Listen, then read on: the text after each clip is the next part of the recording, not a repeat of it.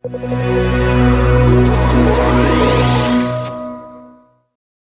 Buenos Aires, de la cual es profesor consulto, de la Universidad Católica Argentina, de la cual es profesor emérito, de otras universidades argentinas, ha tenido distinciones en todo el mundo, profesor honorario en muchas universidades de América y de Europa, entre ellos profesorado honoris de la Universidad Católica del Uruguay. Es el presidente de la Academia Nacional de Derecho de Buenos Aires y es miembro correspondiente de nuestra Academia de Derecho del Uruguay. El profesor Cassani va a exponer sobre la buena administración y los tribunales administrativos en Iberoamérica y las agencias reguladoras independientes. Doctor Cassani. Muy bien. Ante todo, agradezco la invitación que he recibido para participar en este 14º seminario que organiza la ley y agradecer muy especialmente a quienes hicieron posible este acontecimiento, el equipo del doctor Durán Martínez, la doctora Graciela Rocco, el doctor Pablo Chiave y otros más seguramente, y muy especialmente también a mi querido amigo Augusto Durán Martínez, que yo creo que es uno de los más grandes maestros de derecho público que tiene, gracias a Dios, el continente sur, la parte del sur del continente americano. Gracias a él, yo he podido desarrollar nuevas teorías. Me quedé realmente impactado cuando sacó aquel libro sobre el neoconstitucionalismo y me atreví a decir que, bueno, que se podía hablar de un nuevo constitucionalismo. Hasta que hace poco tiempo hay un profesor de filosofía del derecho, el doctor Rodolfo Vigo, que me hizo el comentario del libro de los principios y con una especie de corrección fraterna me hacía ver que en realidad no estaba tan mal hablar del neoconstitucionalismo en el sentido propio y favorable que tiene para la protección de la persona humana y de los derechos fundamentales. Tiene razón el doctor Vigo, de manera que ahora estoy usando indistintamente un término y otro, porque en la vida hay que evolucionar de alguna manera, ¿no? No soy darwiniano, pero hay que evolucionar. Yo creo que también es importante comprobar el desarrollo del derecho público aquí en el Uruguay. Es realmente muy importante y trascendente para toda América. Usted es un país muy chico, pero muy rico en personas que trabajan en el derecho. Y escucharlos a todos acá hablar de los principios, realmente para mí resultó una tarea sumamente grata y agradable, y comprobar cómo van elevando el nivel los discípulos, ¿no? Gracias a los maestros que tienen, Augusto y Carlos del Piazzo, que realmente han formado toda una legión de gente que maneja muy bien todas estas técnicas, ¿no? También incluso a Cristina Vázquez y a Grasura Rosco y también a Mariela, ¿no? De manera que yo estoy feliz de estar en esta ocasión y no voy a repetir todas las cosas que se han dicho aquí sobre el principio de buena administración. No quiero que se intoxiquen con esto, pero realmente comparto con todo lo que han expresado en el sentido de que se trata de un principio general del derecho, ¿no? Y que es un principio abarcativo, ¿no? En el sentido que es una especie de metaconcepto en el cual caben todos los principios prácticamente del derecho público hoy día, ¿no? Por eso me parece importante, no por seguir la moda de turno, que nunca hay que seguirla al pie de la letra, pero tampoco se le puede combatir, ¿no? No se le puede enfrentar, sino que buscarle la forma de hacerla útil, ese principio de buena administración. ¿Para qué? Para mejorar nuestras administraciones públicas y ponerlas en un nivel de eficiencia que requiere, sí, lo que estamos viviendo en este momento. Yo pienso que el principio de buena administración va a tener innumerables aplicaciones. Ya estaba viendo un fallo del año pasado del Tribunal Supremo Español que lo aplica para reconocer que no es exigible la regla de, algo le va a gustar mucho a Augusto, la regla del agotamiento de la instancia administrativa. Esto en materia tributaria, esto es una novedad para mí realmente extraordinaria, porque se ve que por otro camino están llegando prácticamente a lo mismo, porque invocando el principio de la tutela judicial efectiva, también se hubiera arribado a una misma consecuencia. Lo que está detrás de todo esto es evidentemente la teoría de los principios. Y la teoría de los principios nos enseña primero a distinguir entre norma y principio, y después entre norma y principio y valor, que es algo que en España, pues tengamos cuidado, lo tienen un poco confundido, esta idea del valor, ¿no? Porque el valor es algo que no es exigible, es algo valioso, bueno, pero que no es exigible. La amistad que tenemos nosotros, yo que tengo con Augusto, con Carlos del Peazo, con otros más, no es exigible y no deja de ser un valor, ¿no? En cambio, el principio es siempre un valor, pero es exigible, esa es la diferencia. ¿Qué es un principio? Yo me animo a decirles, a darles una definición que la he sacado un poco de todo el análisis de la doctrina que hay sobre esto, sobre todo en Alemania, ¿no? Un principio es un mandato carente de supuestos de hecho. Si tomamos la estructura lógica de la norma y vemos que está conformada por el supuesto de hecho, el mandato vinculante y la consecuencia jurídica, el principio es lo que está en el medio, es el mandato vinculante, ¿no? Bueno, ahora, ¿qué tipo de mandato es ese? Ese es el problema. Si es un mandato totalmente exigible o es un mandato de optimización, como lo sostiene, por ejemplo, Alexis. Yo le he criticado esto, creyendo que había descubierto la pólvora, hasta que escuché que Atienza decía lo mismo en un seminario en Colombia. Entonces dije, bueno, yo no voy a repetir más esto, lo dije por ahí, pero lo dije sin pensar en lo que había dicho Atienza antes, se lo confieso.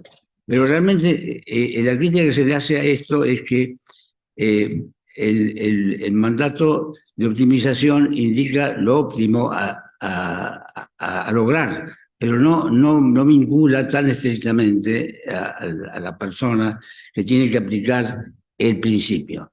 De manera que el principio es realmente vinculante, obliga a todo el mundo. ¿Y cómo se invoca? Bueno, se invoca a través de todo el poder jurídico que el sistema jurídico de cada país le reconoce a cada ciudadano, a cada persona o cada entidad frente al Estado. Pienso que también que hay que tener en cuenta en este escenario las concepciones sobre la filosofía del derecho que hay en el mundo, porque influyen muchísimo en todas las soluciones a las cuales tengamos que llegar. Nosotros con Augusto y también otros más estamos muy enrolados en una corriente que se ha denominado, Aragón Reyes la denomina como el principialismo, ¿no? Que congrega a todo el universo del justnaturalismo, ya sea el justnaturalismo clásico o el justnaturalismo, digamos, finiciano, para poner un nombre, de la nueva escuela del derecho natural. Y también al positivismo incluyente, así que tiene en cuenta a la moral como ingrediente del derecho, en los cuales están Alexis, Dworkin, Nino, otros más. O sea que el positivismo ha quedado relegado hoy día a un espacio muy limitado. Hoy día prácticamente ha desaparecido del mapa de la filosofía del derecho. Quedan algunos todavía insistentes, como por ahí Ferraioli, que tiene sobre todo una faceta positivista bastante marcada, pero en general los grandes filósofos del derecho mundiales están enrolados en esta escuela del principialismo. Y Aragón Reyes, que hace un estudio también muy interesante sobre esto, y en línea con Augusto, distingue los dos neoconstitucionalismos, ¿no? El neoconstitucionalismo contrario al Estado de Derecho, que es el de las modas todas vinculadas con esta un poco filosofía crítica que aparece ahora en el mundo, y el neoconstitucionalismo que está emparentado con el Estado de Derecho y con la democracia.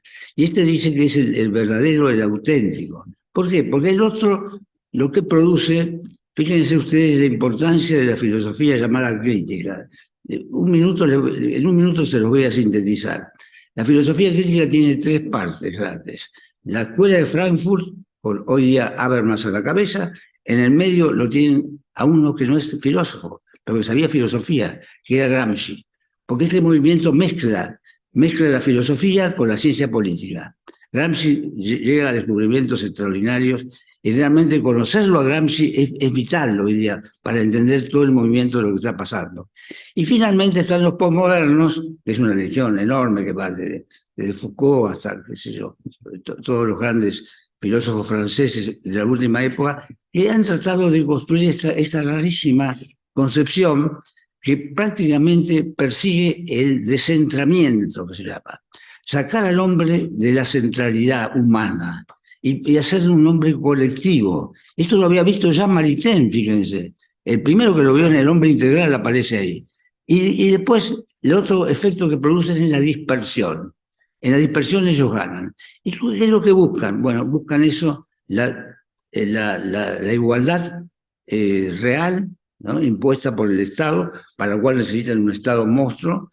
Buscan también crear grupos colectivos diversos, distinguir para fundar en la teoría de la discriminación toda una serie de concepciones absurdas.